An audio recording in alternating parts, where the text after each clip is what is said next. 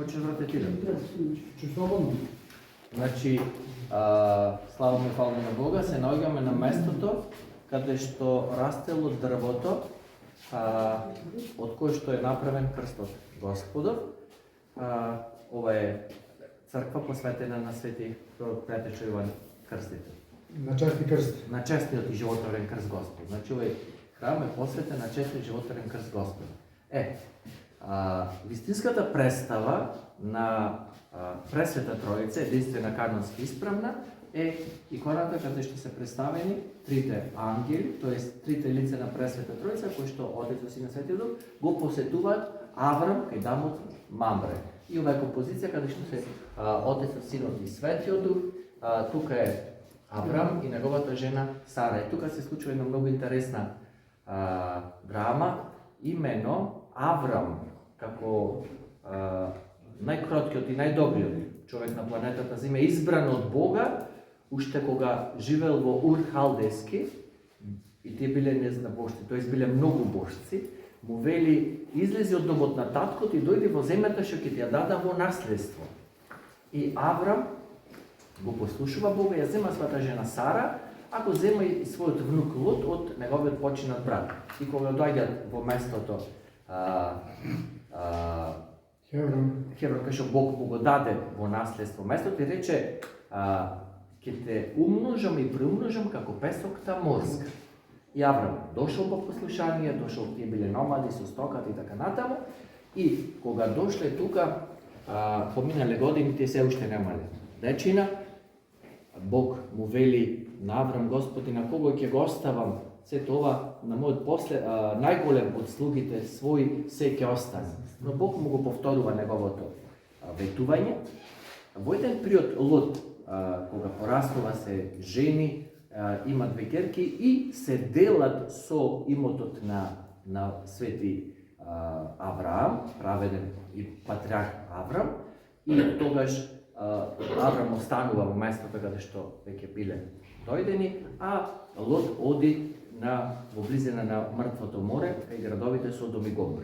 И сега, кога доаѓаат тројцата патници кај Аврам, не одат директно кај него, врвејќи покрај патот на неговиот логор, кај се неговите шатори, Аврам, гледајќи патници по патот, замислете каква љубов имал и какво гостопримство, тој истрчува и му вели, ве молам, дојдете во мојот дом. Тие велат, ние имаме обврски, тој настојува упорен е во својата гостолюбивост и гостопримливост и му вели, ве молам, дојдете барем на чаша ладна вода. Така? Барем дојдете на нешто. И сега кога тие ја гледат неговата љубов и неговата упорност во гостопримството, доаѓаат во неговиот дом, а тој оди одма кај слугата во шталата и му вели брзо да заколите уговино тели, да го подготвите, а на жена му вика во шаторот, а вие да направите, нели, питки, мазници, лебови и така натаму. И сега кога тој ги прво, не само што му дава вода да се измијат рацете, туку тој лично му ги мие нозете на своите гости. Замислете, има многу слуги, значи тој има јадници говеда, јадници овци, кози и така натаму, имал јадници слуги, лично тој му ги мие нозете на светите гости, не знаејќи кои се тие, како се вели, не знаејќи, Аврам направи гостопримство на Бога. Така? И тој цело време му служи стојки, за да ги угости гостите и ги нуди со се што ете Бог му дал. И за време на трпезата, еден од тројцата патници, дали Отецот, Синот и Светиот Дух, му вели на Аврам, Авраме, до година во ова време ти ќе имаш син. Аврам бил 29 години. И тогаш неговата жена Сара, која била во шаторот, се насмеала во себе и помислила, каде се видело јас сега Сара на 90 години да му родам и да му дојам деца на Аврам. Еден од патниците му велат, Сара, зошто се насмеа, зошто се посомнева во срцето свое. Та се уплашила, кој овој што не ги чита, кој се овој што не ги читат мислите, и тогаш вели, не се посомнева, не се насмеа, не, туку ти се посомнева и се насмеа. Но да знаете да година имате син. И тогаш Аврам и Сара сватија дека кај нив не се дојдени обичните гости, туку директно Бог ги посетил.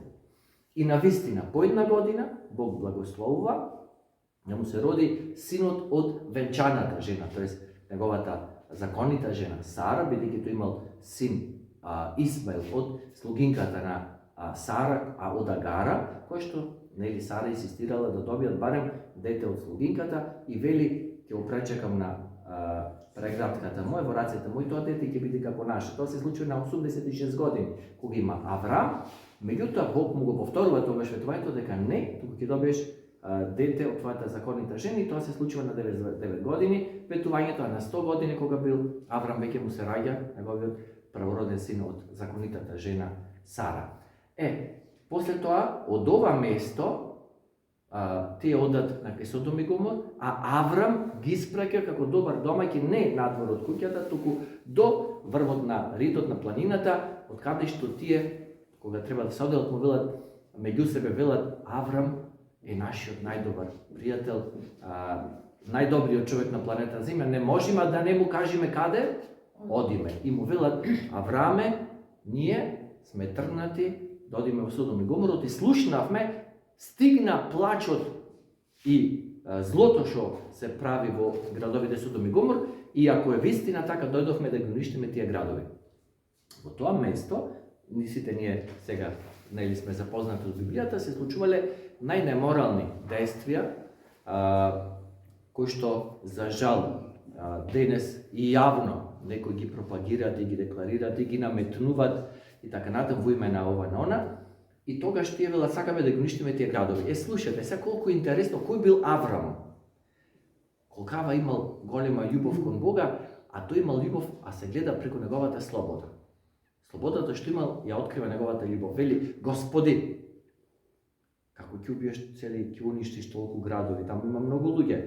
И на многу еден баш христијански начин му вели, Господи, таму може има и многу добри и праведни луѓе, зарем покрај лошите ќе ги уништиш и добрите и праведните. И му вели на Бог, Господи, ако најдеш 50 праведници, Бог вели, ако најдам 50, нема да ги уништам. Аврам вели, Господи, прости, ќе прашам уште еднаш, ако најдеш 40, ни за 40. Аврам вели, Господи, јас сум никој ништо.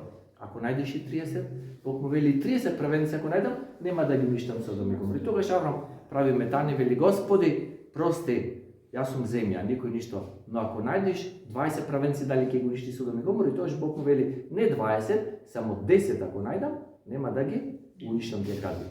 И тогаш Бог продолжува, Аврам останува да гледа што ќе се случи со Содом и со Гомор. И кога оди нашиот Бог во Тројца, Отец и на Светиот Дух, во вид на тројца патници, ангели, единствен некој што ги прифаќа во својот дом, во тие градови на неморал и на страшни содомски гревови, е праведниот Лот, кој што, исто како што Аврам ги пречекал со неголема љубов овие гости, така и Лот ги прима во својот дом. И кога тие влегуваат во нивниот дом, и тој ги пречекува со жената и со двете керки, дошле луѓето од градот и велат на Лот, се собрале околу неговата куќа и викаат, извади ги гостите за да ги познаеме, тоест да му правиме што сакаме.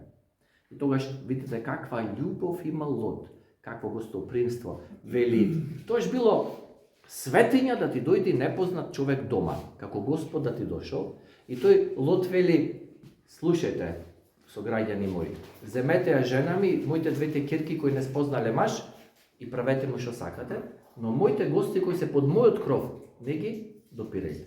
Тогаш тие се гневат, кој си тие ден дојде, не оде да ни кажува ние што да правиме, но тогаш еден од тројцата патници, тоест еден од трите лица на Пресвета Тројца, само ги осенува, сите тие ослепуваат и тогаш Бог му вели на Лот, сега се докаже и покажа злото на овие луѓе од овие градови, брзо земе жената и деца и двете керки твои и земи ги зетовите кои планираш за твоите керки и одете од градот, оти ќе биде уништен. Тогаш тој му кажува на две момчина од Содом и Гомор кои ги планирал за своји зетови, за жал тие не поверуваат во зборовите на Бога и не доаѓат.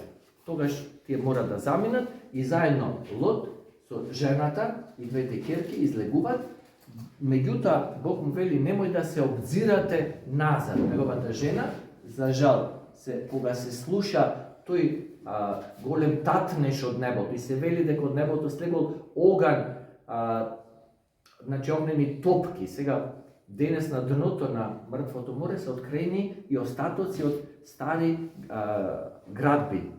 И таму имаш археолошки локалитет од тоа време. Се претпоставува дека нели имало и тектонско поместување на земјата, значи и од земјотрес и од небото од оган, од сулфур и фосфор што паднал, местото било уништено и обезживотено. Тоест нема сега на тоа место никаков живот.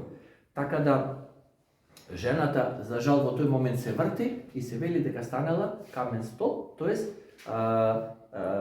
се скамена. Лот потоа останува да живее и во тоа, тоа место го сведочеше и братот Нинослав, тој живее со своите ќерки. За жал, тука се случува еден инцест, кој ќерките го напиваат својот татко за да не останат без пород, и каејќи се тој му се обраќа на Аврам. Аврам дава остатоци од трите дрва со кои што дошле тројцата старци кај него нагости, и со тоа што тој тие треба суви, нели, стапови и нели, жезли што ги носеле трите старци, да ги напојува со вода од реката Јордан. Требало не само што да оди до реката Јордан, туку и да му дава вода на секој што ќе побара по патот. И се случува овде нацртан е нечистиот, како го искушува Лот по патот, му бара вода за Лот да ја потроши водата и да се испита дали тој ќе биде упорен во решеноста да го искупи својот грев и да се врати назад за да наполни вода. И тој тоа со голема вера и покаяние го прави, за во еден момент налевајќи ги тие суви три стапови жезли на светите гости на патриархот Аврам, еден ден покажат живот, се разелена и се вели дека од тие трите дрвца кои се сплотиле како едно е израснато дрвото од кој што потоа е направен крстот Христов, на кој што потоа на крајот ќе биде земен и овде покажува ова икона, ова како нашиот Спасител на неа е и распнат. Така да местото. Ова е тоа место каде што било посадено тоа дрво, тоест трите жезли на трите гости на Отец, Синот и Светиот Дух на Аврам. По молитвите на светиот праведен Аврам и Лот, на сите свети, Господи Исусе Христе, Сине Божи, помилуј ни и спаси ме. Амин.